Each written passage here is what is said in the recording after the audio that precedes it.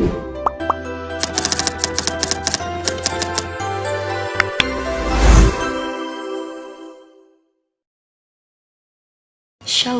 perkenalkan nama saya Gabriel Nazaret Kristi Lintong.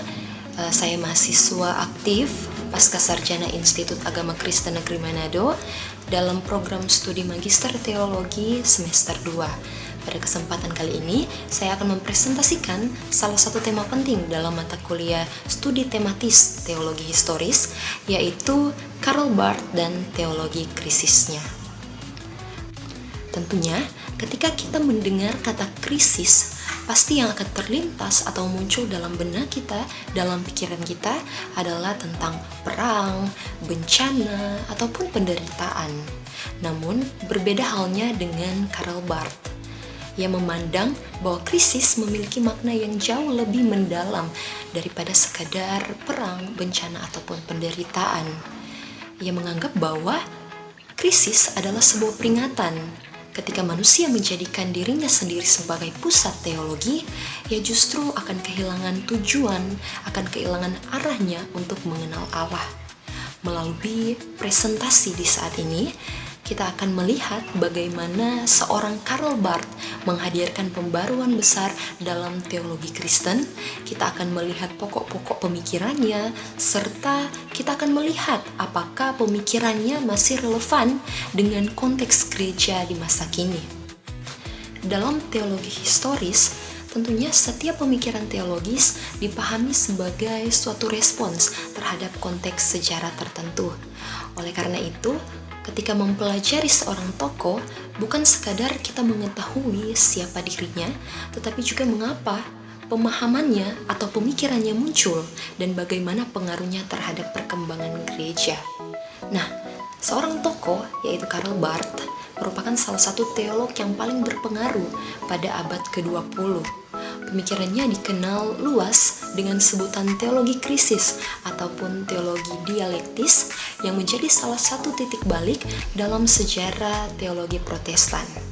Melalui pemikirannya, Barth berupaya mengajak gereja untuk kembali menempatkan Allah sebagai pusat teologi serta menjadikan wahyu Allah atau pemberitaan Allah sebagai dasar utama dalam memahami iman Kristen.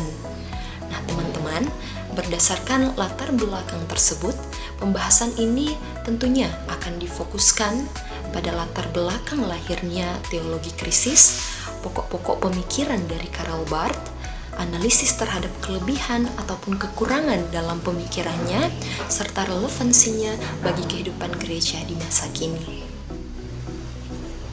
Saat ini kita masuk pada bagian pertama dalam pembahasan, yaitu tentang latar belakang terjadinya atau lahirnya teologi krisis.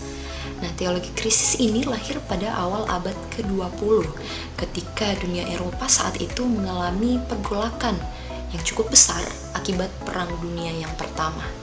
Nah, pada masa itu berkembang suatu teologi yang disebut dengan teologi liberal yang sangat optimis terhadap kemampuan manusia, dalam hal ini akal budi dan kemajuan peradaban.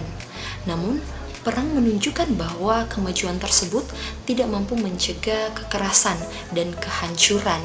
Mengutip dalam karya Halomoan dan Amtiran tahun 2026 yang mengatakan bahwa teologi liberal dipengaruhi oleh abad atau era pencerahan dan rasionalisme. Dengan demikian, ia berfokus pada kemajuan moral, akal budi, dan pengalaman rasional manusia. Nah, tokoh yang terkenal dalam teologi liberal ini yaitu Friedrich Schleiermacher dan Adolf von Harnack. Kemudian, kemajuan peradaban serta akal budi ternyata gagal mencegah kehancuran besar. Ini juga ada dalam bukunya Hughes tahun 1996, dan akhirnya karena pergolakan inilah muncul respons dari Karl Barth, yaitu tentang teologi krisis yang mengemukakan bahwa kegagalan teologi yang terlalu percaya pada kemampuan manusia serta mengabaikan dosa pada akhirnya harus mengalami pembaruan. Inilah yang ia sebut sebagai teologi krisis. Kita lihat dalam matriks pergeseran paradigma atau pemikiran dari yang awalnya antroposentris menuju teosentris. Nah, di sini ada 3 dimensi perbandingan antara teologi liberal atau teologi liberal di abad ke-19 dengan teologi krisis dari Karl Barth. Yang pertama tentang pusat refleksi. Nah, teologi liberal identik dengan pengalaman religius dan moralitas manusia, sedangkan dalam teologi krisis yang diutamakan adalah tindakan pewahyuan Allah melalui Yesus Kristus. Kemudian, dimensi perbandingan berikutnya yaitu tentang pandangan terhadap manusia. Dalam teologi liberal, manusia mengalami kemajuan spiritual dan rasional. Nah, sedangkan dalam teologi krisis, Karl Barth, ia mengatakan bahwa manusia itu adalah makhluk yang terbatas. Manusia berdosa dan tidak mampu menjangkau Allah. Kemudian, untuk arah pengenalannya, teologi liberal menekankan dari bawah ke atas. Jadi istilahnya manusia berupaya melalui rasionya untuk menjangkau Allah. Kemudian, jika dilihat dalam teologi krisis dari Karl Barth, ia menyatakan dari atas ke bawah atau melalui pewahyuan Allah kepada manusia. Kita masuk dalam bagian berikutnya tentang pokok-pokok pemikiran Karl Barth. Yang pertama adalah kritik terhadap sentralitas manusia. Saya mengutip kalimat dari Walter Lowry dalam bukunya Our Concern with the Theology of Crisis yang ditulis pada tahun 1932. Ia menyatakan atau merangkum kritik dari Karl Barth dalam kalimat seperti ini. We were not thinking of God, but of man. And while we thought we were speaking about God, we were merely saying man with a loud voice. Yang artinya adalah ketika kita berpikir kita sedang membicarakan Allah atau Tuhan, sebenarnya kita membicarakan tentang manusia dengan suara yang besar. Barth sendiri berpendapat bahwa teologi tidak boleh dibangun terutama atas dasar pengalaman, akal budi, ataupun budaya manusia. Menurutnya, ketika manusia menjadi titik tolak teologi, maka Allah justru ditempatkan di belakang kepentingan manusia. Namun perlu digarisbawahi bahwa kritik ini tidak berarti Barth menolak ilmu pengetahuan ataupun rasio. Namun sebaliknya, ia mengingatkan bahwa kemampuan manusia memiliki batas. Oleh karena itu, manusia tidak dapat mengenal Allah hanya melalui usahanya sendiri.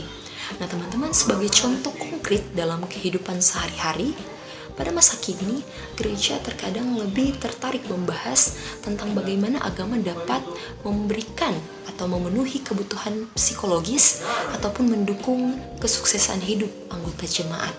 Hal-hal tersebut memanglah penting. Namun, apabila menjadi pusat dalam pemberitaan, maka Kristus tidak lagi menjadi fokus utama. Bagian kedua dalam pemikiran Karl Barth yaitu adanya jurang kualitatif yang tak terbatas, atau dalam bahasa Kierkegaard yaitu infinite qualitative distinction, yang memandang Allah sebagai sesuatu yang transenden dan manusia sebagai objek yang terbatas dan berdosa. Nah, bagi Barth, manusia tidak dapat mencapai Allah hanya dengan kekuatan intelektual maupun usaha moralnya. Puncak penyataan Allah adalah Yesus Kristus. Oleh sebab itu, semua refleksi teologi harus berpusat pada Kristus dan bukan pada spekulasi manusia mengenai Allah. Pemikiran ini mengajarkan bahwa iman Kristen bukan semata-mata hasil pencarian manusia terhadap Allah, melainkan respons manusia terhadap Allah yang lebih dahulu menyatakan dirinya. Kita masuk dalam bagian yang terakhir dalam pembahasan tentang pokok-pokok pemikiran Karl Barth, yaitu 3 bentuk firman Allah, firman sebagai pusat dan otoritas mutlak kehidupan gereja. Saya mengutip dalam tulisan Mawi Kere dan kawan-kawan dalam bukunya Jejak-Jejak Pemimpin yang dipublikasi pada tahun 2022. Mereka menyatakan bahwa ada 3 bentuk pewahyuhan Allah dalam kehidupan orang Kristen. Yang pertama, Yesus Kristus sebagai firman Allah yang hidup dan yang paling utama, yaitu merupakan penyataan diri Allah yang sempurna bagi umatnya manusia. Yang kedua, ada kitab suci atau Alkitab. kesaksian tertulis yang objektif tentang wahyu Allah dan bukan hanya sekadar dokumen gereja. Dan yang berikutnya adalah pemberitaan gereja, di mana khotbah, pengajaran, bahkan pun kesaksian jemaat masa kini harus berakar pada kitab suci. Nah, dalam konteks kehidupan di zaman sekarang, ketika banyak khotbah disampaikan melalui media digital atau teknologi, prinsip ini menjadi sangat penting. Banyaknya penonton ataupun pengikut tidak selalu menunjukkan bahwa suatu pemberitaan telah berakar atau setia kepada kebenaran Injil. Ukuran utamanya tetaplah kesesuaian dengan kebenaran firman Allah. Berikutnya ada bagian tentang mengurai miskonsepsi modernitas. Ada yang berpendapat bahwa Barth dipandang sebagai teolog pramodern yang kaku dan sekadar menolak modernitas secara membabi buta. Padahal faktanya Barth tidak mengabaikan perkembangan intelektual pada zamannya. Ia lahir dari konteks pergumulan yang serius dengan tradisi intelektual modern pada masa itu. Dalam bukunya, Webster menjelaskan bahwa teologi krisis adalah usaha mereformulasi teologi Kristen untuk berdialog secara kritis dengan zamannya, namun dengan syarat mutlak bahwa teologi harus dikembalikan berpusat pada wahyu Allah, bukan pada asumsi budaya modern. Teologi krisis memang memiliki beberapa kelebihan, seperti diantaranya ketika Barth berhasil mengembalikan Allah sebagai pusat teologi, ia mengingatkan gereja agar tidak terlalu dipengaruhi oleh budaya serta pemikiran zaman, dan Barth juga mendorong gereja untuk terus mengoreksi pemberitaannya berdasarkan kebenaran kitab suci. Namun demikian, teologi krisis juga memiliki sejumlah keterbatasan. Penekanannya yang sangat kuat pada transendensi Allah membuat sebagian teolog menilai bahwa pengalaman manusia seperti kurang mendapat perhatian. Selain itu, karya-karya Barth menggunakan bahasa yang cukup kompleks sehingga tidak mudah dipahami oleh pembaca secara umum. Kemudian juga Barth kerap dikritik karena lebih berorientasi pada bagaimana kita mengetahui wahyu dari aspek epistemologinya ketimbang bagaimana manusia berpartisipasi dalam kehidupan yang didasari oleh kebenaran dan pengetahuan akan Allah. Nah, gereja terus-menerus berbicara tentang Allah, namun sebagai institusi manusia yang terbatas dan berdosa, gereja harus selalu dikritisi agar tidak jatuh dalam kekeliruan. Dalam bukunya Church Dogmatics, Barth juga mengemukakan bahwa teologi memiliki tugas untuk terus mengoreksi gereja. Artinya, gereja tidak boleh menganggap seluruh tradisi dan praktiknya selalu benar. Gereja harus memiliki keberanian untuk mengevaluasi dirinya berdasarkan kebenaran firman Allah. Kita masuk dalam bagian berikutnya tentang relevansi kontemporer bagi gereja di masa kini. Yang pertama, tentunya melalui teologi krisis, kita menjaga keseimbangan. Kesulitan utama dalam gereja modern bukanlah menyelaraskan diri atau menyesuaikan diri dengan budaya, melainkan dengan persoalan spiritual. Gereja dituntut untuk menjaga keseimbangan antara relevansi konteks budaya dengan kesetiaan mutlak pada Injil atau kebenaran firman. Kemudian, teologi krisis bisa digunakan untuk membaca realitas. Kontribusi terbesar dari Karl Barth bukanlah menawarkan teori budaya tertentu ataupun budaya baru, melainkan mengajarkan gereja untuk membaca setiap perubahan sosial, budaya, bahkan pun intelektual melalui terang wahyu Allah. Yang terakhir adalah identitas normatif, di mana teologi tidak boleh hanya bereaksi terhadap tren, melainkan harus kembali kepada identitasnya yang berakar pada kesaksian dan kebenaran kitab suci. Satu pertanyaan mendasar adalah, apakah teologi krisis masih relevan? Menurut saya, jawabannya adalah ya, masih relevan.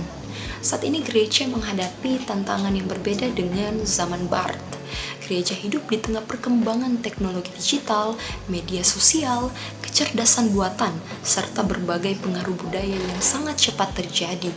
Nah, dalam situasi seperti ini, gereja memang perlu menggunakan berbagai sarana modern untuk melayani masyarakat. Namun, gereja juga perlu berhati-hati agar metode pelayanan tidak menggantikan substansi atau kedudukan Injil. Sebagai contoh, penggunaan AI atau Artificial Intelligence dapat membantu kita mencari referensi Alkitab ataupun menyusun materi pembelajaran. Akan tetapi, AI tidak dapat menggantikan tanggung jawab gereja dalam menafsirkan kitab suci secara bertanggung jawab dan memberitakan Kristus sebagai pusat iman. Demikian pula popularitas seorang pengkhotbah atau banyaknya jumlah pengikut di media sosial tidak boleh menjadi ukuran utama keberhasilan pelayanan. Teologi krisis mengingatkan bahwa keberhasilan gereja bukan terutama diukur dari besarnya pengaruh sosial, melainkan dari kesetiaannya kepada firman Allah. Nah, berdasarkan pembahasan ini, dapat dipahami bahwa teologi krisis Karl Barth merupakan salah satu pembaruan terpenting dalam sejarah teologi kekristenan. Melalui kritiknya terhadap teologi yang terlalu berpusat pada manusia, Barth mengajak gereja untuk kembali menjadikan Allah, wahyunya, dan firman-Nya sebagai pusat kehidupan iman. Meskipun pemikirannya memiliki beberapa keterbatasan, kontribusinya tetap memberikan pengaruh besar terhadap perkembangan teologi hingga saat ini. Demikianlah presentasi pembahasan dalam tema Karl Barth dan teologi krisisnya. Semoga apa yang sudah kita pelajari, kita bahas bersama tadi, itu semua boleh bermanfaat, boleh membentuk cara berpikir kita terhadap teologi krisis itu sendiri, boleh mengajak kita untuk lebih jauh mengenal Barth. Dan pada akhirnya saya menutup dengan kalimat demikian: gereja memang dipanggil untuk berbicara tentang Allah, tetapi ia harus terus-menerus menguji dirinya agar isi pemberitaannya benar-benar berpusat pada Allah dan bukan pada cermin wajah manusia. Terima kasih, Tuhan Yesus memberkati kita semua. Shalom.